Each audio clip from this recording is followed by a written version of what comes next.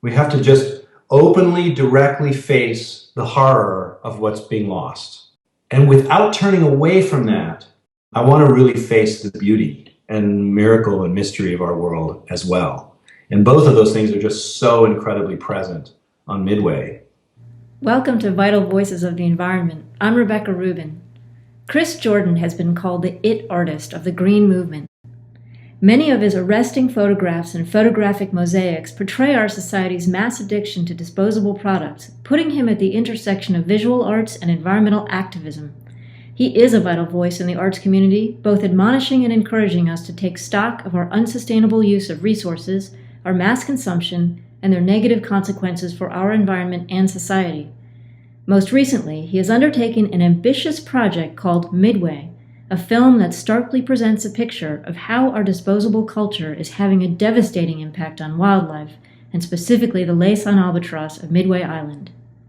Who do you think this film will hit first in terms of impact? My hope is that it sort of starts with young people.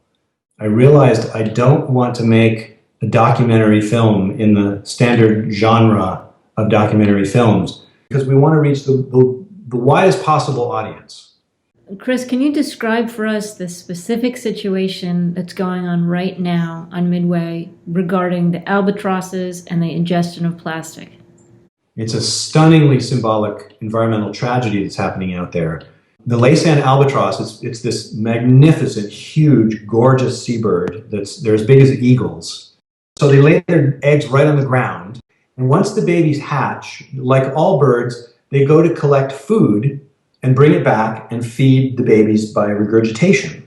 They don't have the ability to distinguish between the squid that they're looking for and a cigarette lighter that's the same shape and the same color. And the babies, literally over many, many feedings, their body fills up with plastic bottle caps and cigarette lighters and toothbrushes and pieces of flip-flop sandals. They're dying by the tens of thousands. Can you talk a little bit about what is the Pacific Gyre? So yeah, to sort of bust through a few illusions, there's no Great Pacific Garbage Patch. The scientists who are studying the density of plastic in the world's oceans are finding pretty much an equal amount of plastics everywhere in all of the world's oceans.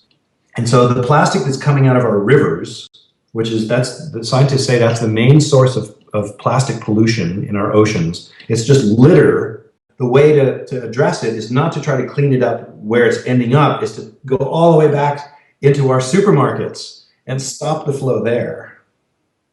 What would be the main message you'd really want them to take away from your film?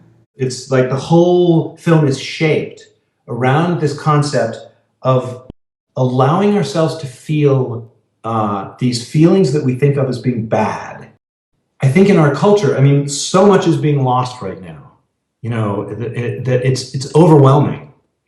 And if as a culture we could use the doorway of grief, we could step through the doorway of grief back into loving relationship with our world and with each other, then everything changes. Chris, I really want to thank you for being on Vital Voices of the Environment today and for sharing your both horrible and beautiful story with us. I know it's a very difficult story to tell. So Chris Jordan, thanks again for being with us today on Vital Voices of the Environment. Rebecca, thank you so much for the work you're doing in the world and for your engagement with what I'm up to.